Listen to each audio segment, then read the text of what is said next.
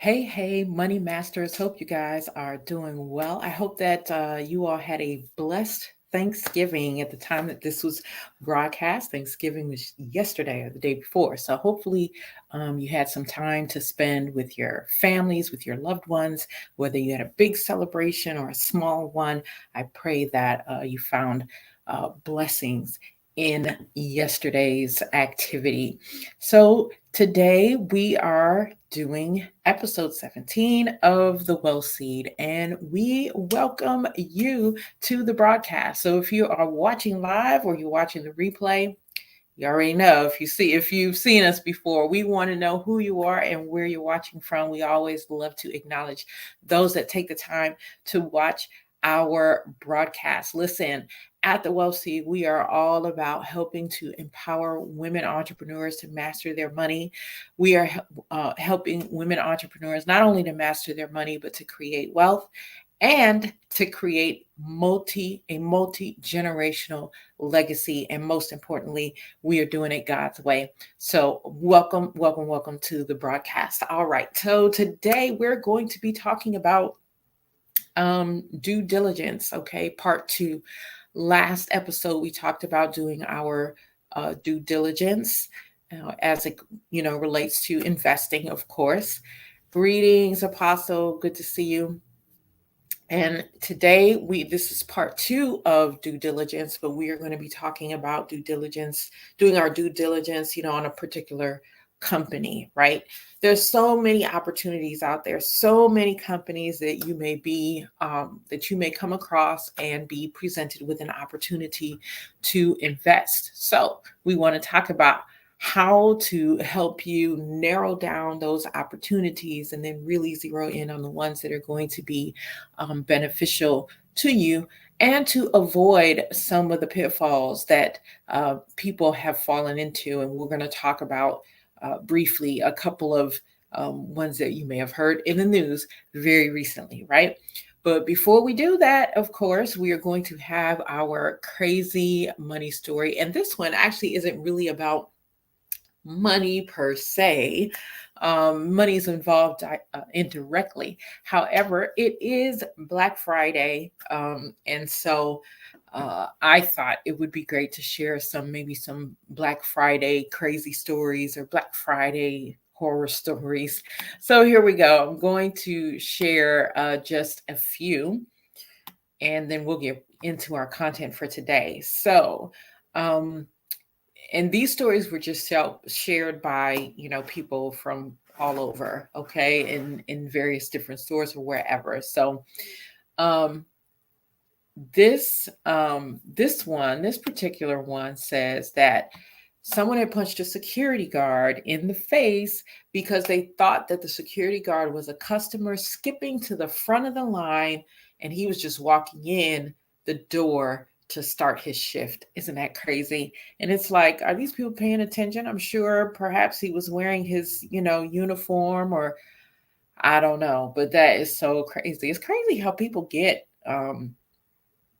and particularly before COVID. I don't know how it is out there now. And I really honestly only went and did Black Friday shopping like maybe 2 times in my life, 2 or 3 times in my life, because I am just not the person who is into crowds and all that anyway. So, but I never understood like how people get so crazy on this particular day. Anyway, another story here is that a lady called 911 because their store that she was at, and this is the store that reported it, would not price match with Best Buy. So she called 911.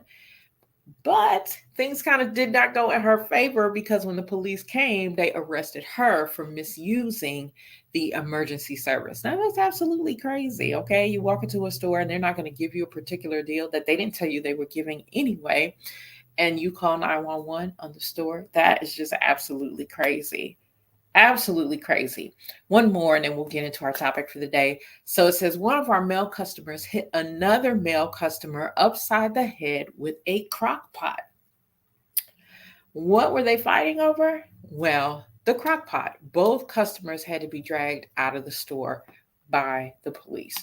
Absolutely crazy. Listen, if you're getting out there, yeah, right. Exactly, Apostle. Like, listen, if you're getting out there and going, going to go be a part of all of these Black Friday, sales, you're going physically into the stores. Hey, first of all, understand it's not that deep. Okay. Whatever it is, if it was the last one or all of that, you don't have to fight over those things. Those things, it's not that deep. I promise you, you can just get the stuff later. Okay. There will be another sale. There will be, or if not, just pay the regular price for it. I mean, it's not that deep. I don't think. You know what I'm saying? Goodness. Goodness, people, these are material things. And I would venture to say that some of these people who got involved in some activity like this likely wore the title Christian, right? Because we wear that title so loosely. Some of us, we wear that title so loosely. But anyway, if you're going out there, be careful. And remember, it's just not that deep. Okay. It really isn't. It's not that deep. I prefer to do all my shopping online. If I do any, I don't really get into all this stuff, period. It's just like if I happen to need it at that time, or I can predict on, oh, I'm going to need it here in a month or so, then maybe whatever, then great. It's a great time to take advantage of the sale. But other than that, I don't know. But I ain't never been too thrilled about shopping anyhow, so y'all may not want to listen to me because I'm not really a shopper. But I can tell you what you can listen to me about today, which is this due diligence. That's what we're going to get into. That's what we're going to be talking about today. So if you missed part 1 last week, go back and watch episode 16 so that you can hear what we talked about last time. This time we are doing part 2, and we are talking about vetting companies. How do I vet a company? There's so many people coming, or opportunities to invest, and just how do I vet a company? And people are oftentimes a little leery about investing because unfortunately, there are always some bad apples in the bunch, right? There's always someone who wants to, and take advantage of people for their gain, unfortunately, right? And so then it makes other people very leery, very, hesitant to invest, which then does not benefit those who are really out there trying to do some good, right? So here are a couple of things before you vet a company. Here are some things that you need to know about yourself. And some of these I believe we addressed last week, but I just want to highlight these 3 things. 1, you need to know what your financial goals are. I work with my clients all the time, and one of the first things that we are doing is making sure that we have some very clearly written financial goals. And yes, those goals include numbers, right? So how much money am I trying to make? And why am I trying to make this money? What am I going to do with it? We're being very, very specific. Why? Because as you encounter opportunities to leverage your money, to grow your money, you do not want to be carried away by emotion, okay, which we'll talk about a little later on. But what you want to have in the forefront of your mind, number 1, are your goals. Number 2, whether you want to passively or actively invest, okay? And for the purpose of this broadcast, we're talking about whether or not, let's just take real estate, for example. Do you actively want to invest? Meaning you actively want to have your hands on the property. You actively want to do the flipping, if that's what you're doing, or the wholesaling, or whatever the case may be. You yourself want to be part of the work. Okay. Now, you may not be the one doing all the construction. You may have a team for that, but you're doing it, right? Versus passive, where there are other people investing on your behalf. Okay.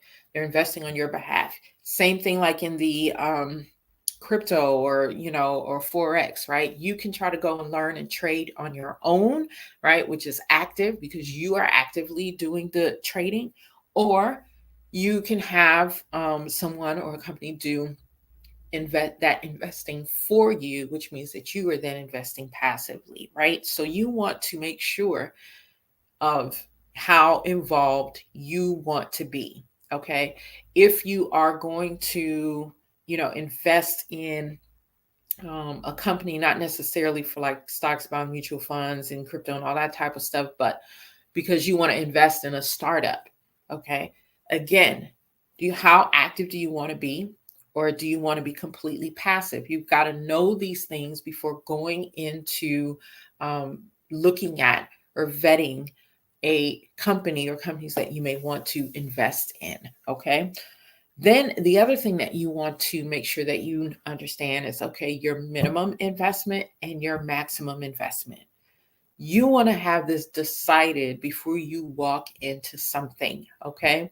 Because again, things can sound so good, and you will, if you don't have that decided already, you may do whatever it is they say without, thinking about what it is that you're actually trying to accomplish. Okay. So those are just a few things that you need to have decided ahead of time.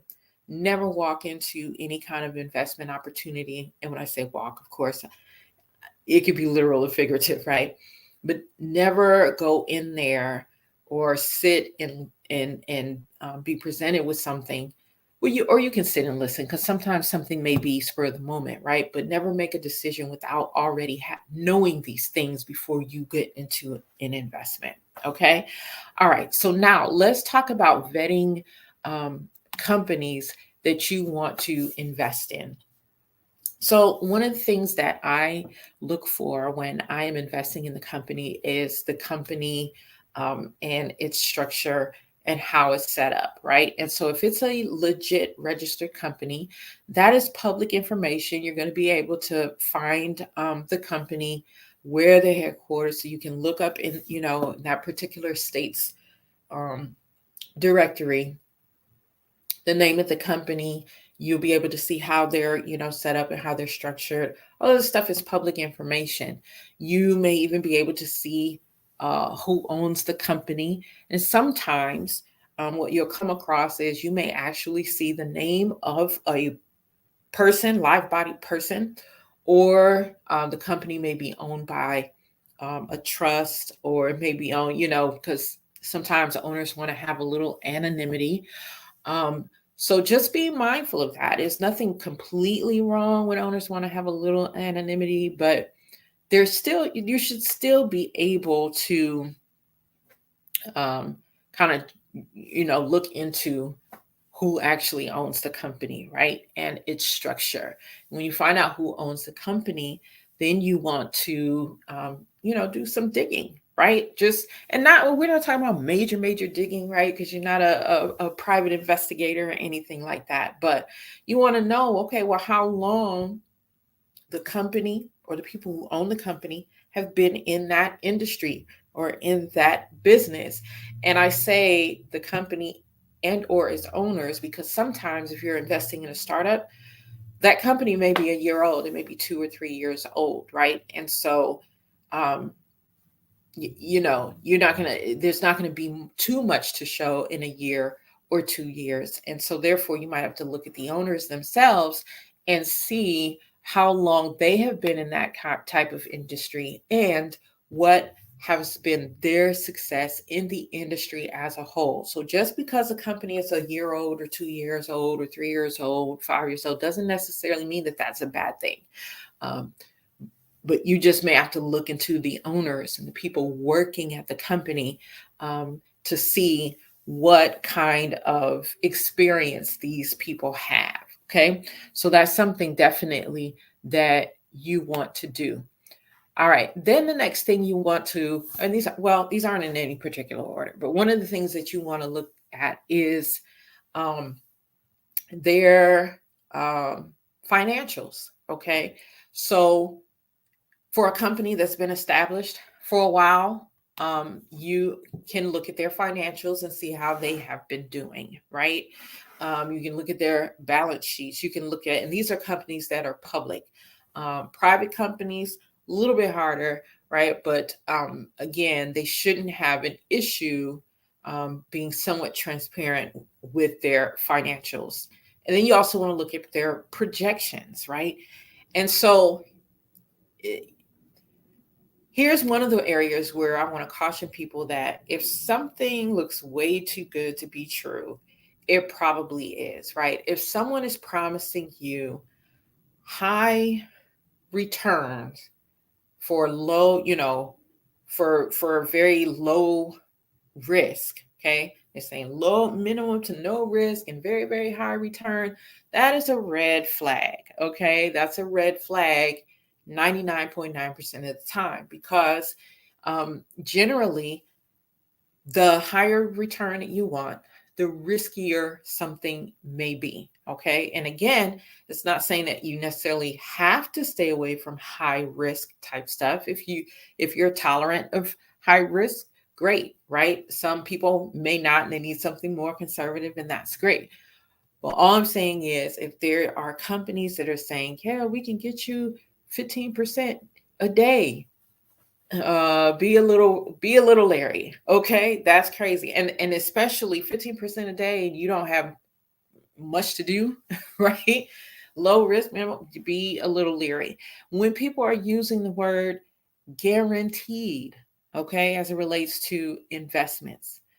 Be a little leery because when we're talking about well, almost any investment, okay, that you can't really make a guarantee. You cannot. You can look at the way something has performed in the past and you can say, okay, it's been performing like this over the past 3 years, 5 years, 10 years. So it's likely that it'll perform that way over the next 3 years, 5 years, 10 years. But no one can say that that is a guarantee, right? They can say this is how we performed in the past, but they still can't guarantee you that this is how it's going to perform over, in the future. Okay. So be very mindful when people are talking about guarantees as it relates to investments. Okay. All right. What else shall we look at?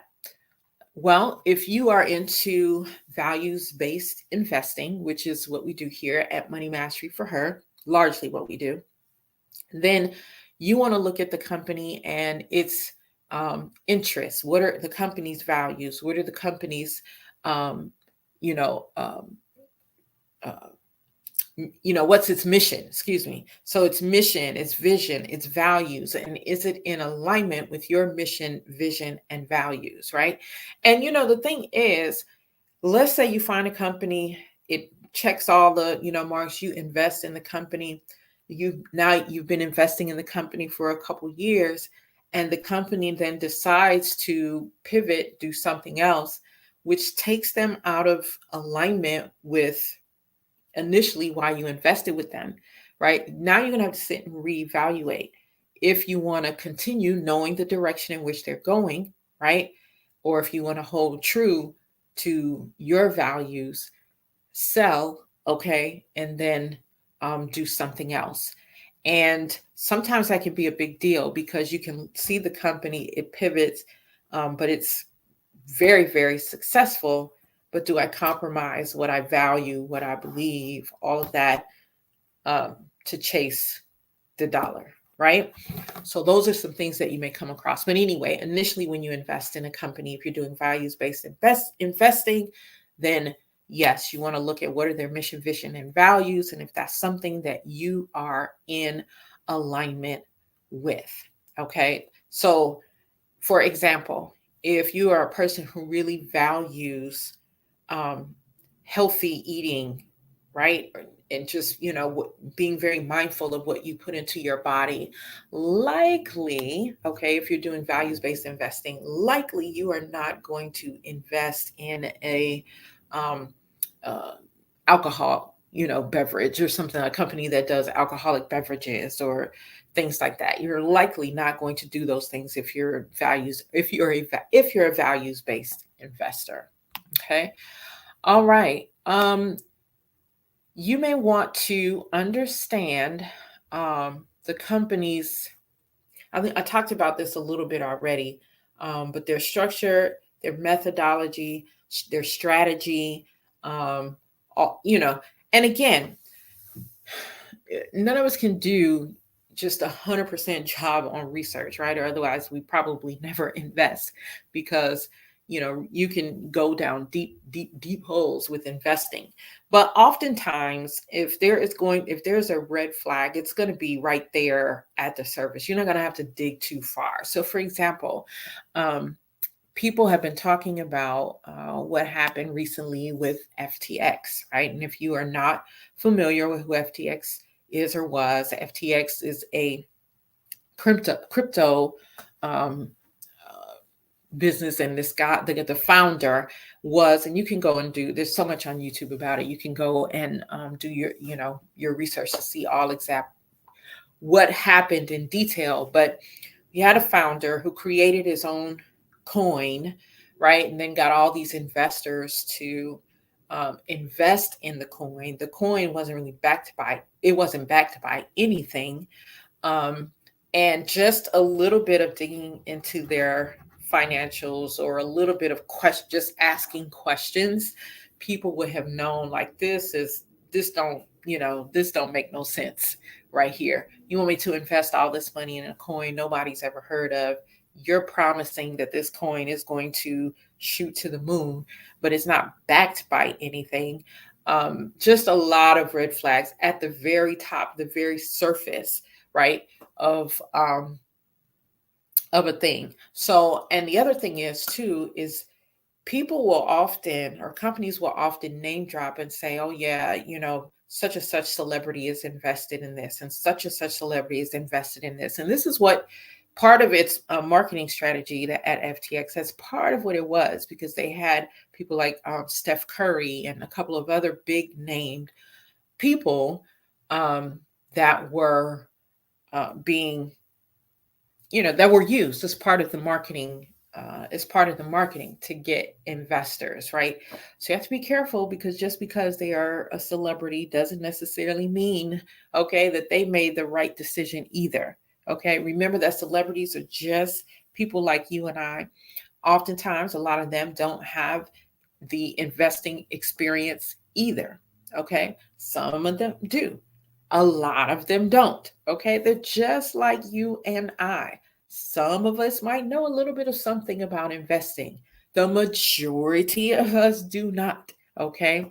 So be very, very mindful. So, anyway, this guy's company collapsed because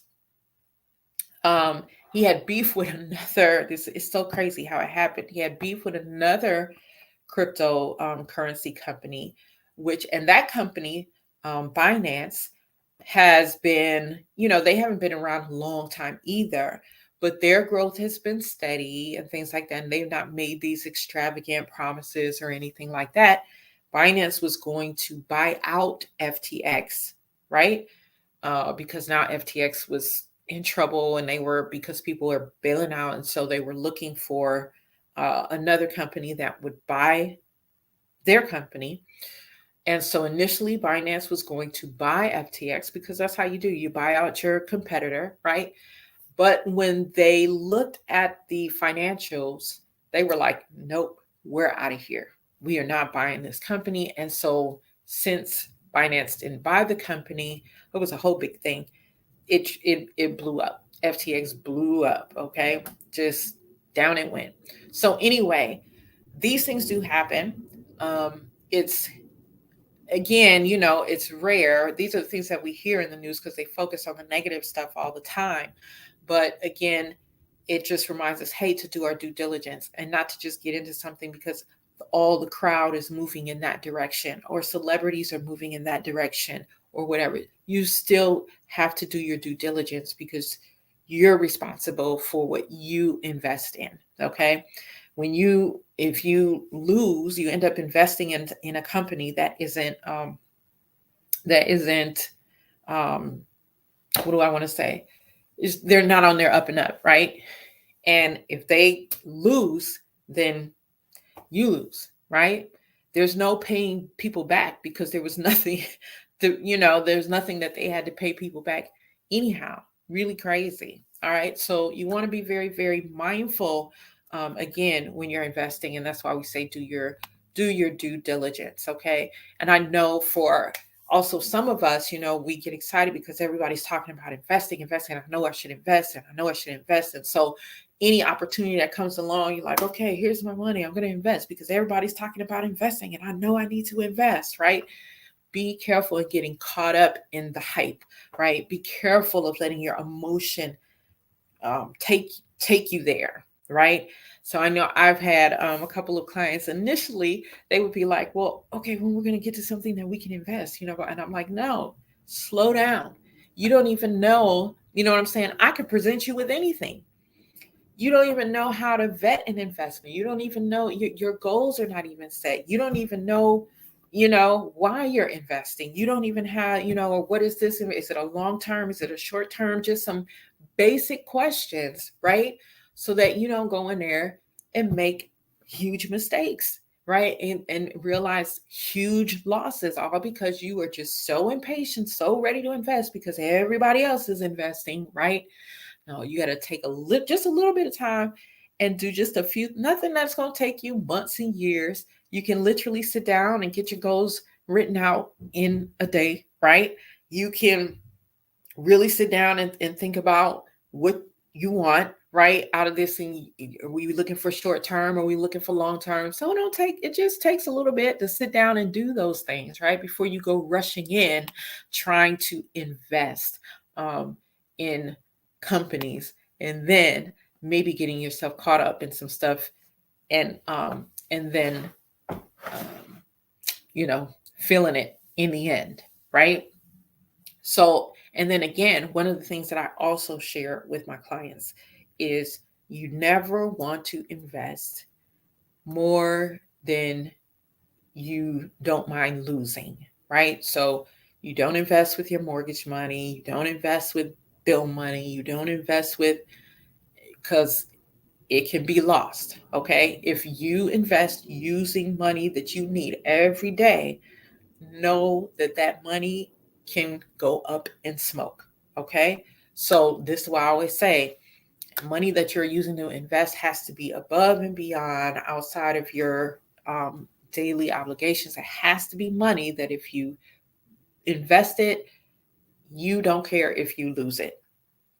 Okay, it is not going to stop your show. It's not going to set you back. It's not going to do any of those things. And so therefore, if it goes up in smoke, you're okay.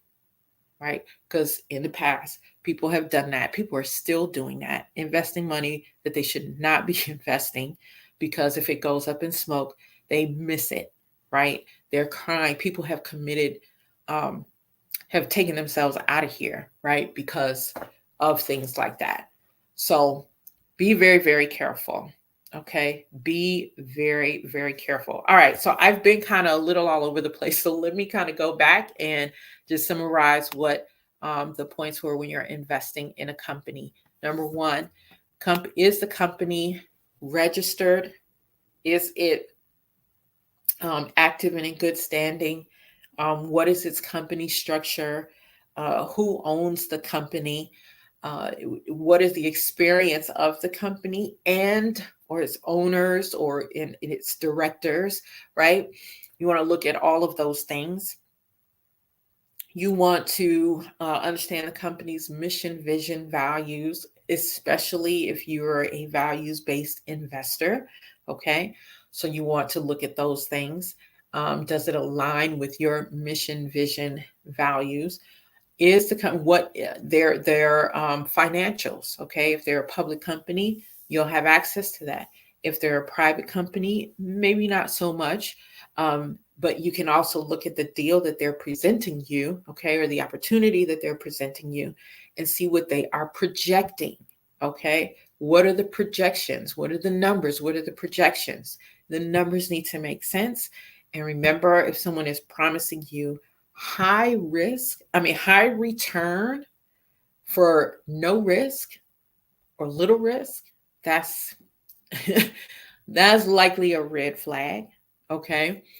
And again, put these practices in place, and so that you can vet companies properly, right? Know your goals, know your mission, vision, values, know the minimum and max that you are willing to invest in a particular opportunity.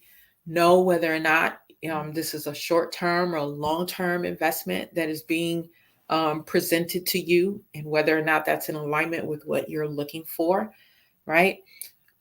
Look at their methodology, their strategy, all of those things, right? As it relates to being able to provide you the return that they're saying that they are going to provide you. Look at their track record. Um, do they have, investors? So for how long? What have these investors experienced? Okay. Um, just do the best you can. I'm not saying that we can all do 100%, but certainly we can all do a level of due diligence, right? So that we can make smart investments. Take the time to understand investing on a basic level, okay? Basic level. So that uh, you're not just taken advantage of. Okay, which is what I teach my clients. Like, this on just a low level. It doesn't have to be super high, but the things that I teach them, like a rubric that I use so that they can vet an investment, right? This is what we talked about last week: liquidity, safety, rate of return, tax implications, just simple things like that, right? They get this rubric. My clients do. They get this rubric so that every time they're looking at it, some type of investment, they can put this rubric out, and then they can go through, right, and give it a grade, right?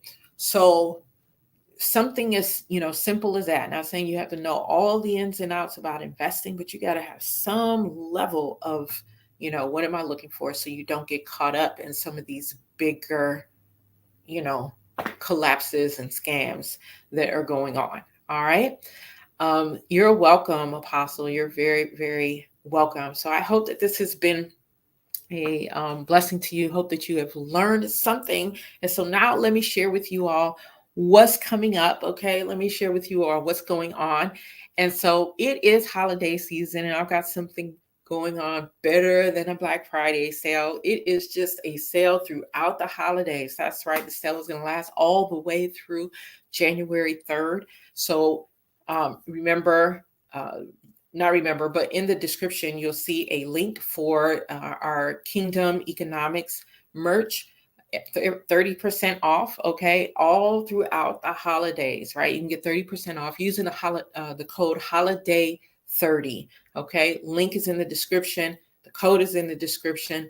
Also, don't forget, we have Lexi TV out here, right? And if you have a podcast that you've just started or a show that you've just started, you're looking to get global exposure for your show, right? Then check us out at Lexi TV. We have 30% off again through the entire holiday season, 30% off any of the show packages, whether you want to do a 30-minute show, a 60-minute show, there's one more, 45-minute show.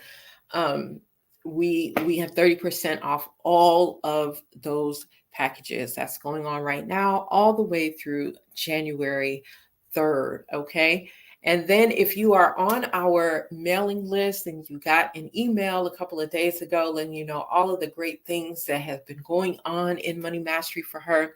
So if you haven't checked your email, make sure, and you're on the list, make sure you do. If you're not on the list, you need to join our Facebook group. I believe the link is in the description too. If it's not, I'll go and put it there. Right? Join our private group. And listen, you want to do that before January 3rd too, because anyone joining after January 3rd, there is going to be a subscription. Nothing super high, but there's going to be a subscription nonetheless, right? So why not get in while it's free and get your girlfriends in there too, with your moms, your nieces, your aunts, dear, whomever, all the women, get them in there before January 3rd, right? Because those that are already in the group, you're not going to have to pay anything. That is my promise. Okay. If you came in, you joined for free, it will always remain free to you. But those who come into the group after January 3rd, they will be paying a very small subscription to be part of the group. Okay. And that's because we are going to be bringing more things to you in this group. We're going to be having monthly webinars and some other things. And so, anyway, we've got that going on. So that's free through January 3rd. Invite someone to the group, invite a few people to the group. Okay. Don't be stingy. Share this with other people. Okay. And other than that, I think that's all the updates that I have for you all. Thank you for taking the time to watch us. Thank you for just who you are and being part of our Money Mastery for Her network, whether you're part of our multimedia division, whether you're part of our financial services, whether you're part of our missions team. Yes, we are. Oh, that's another thing too. The doors are open for we have a call for missionaries. We've got 5 slots left. So you want to make sure if you want to be part of that, message me so that I can get you the information. And then what was I saying? I don't know. It's a lot of good stuff going on. Okay. Just a lot of great stuff going on. All right. Once again, thank you for joining us. And we'll see you next time with episode 18 right here, because we are changing the face of wealth. You guys have an amazing day. Bye.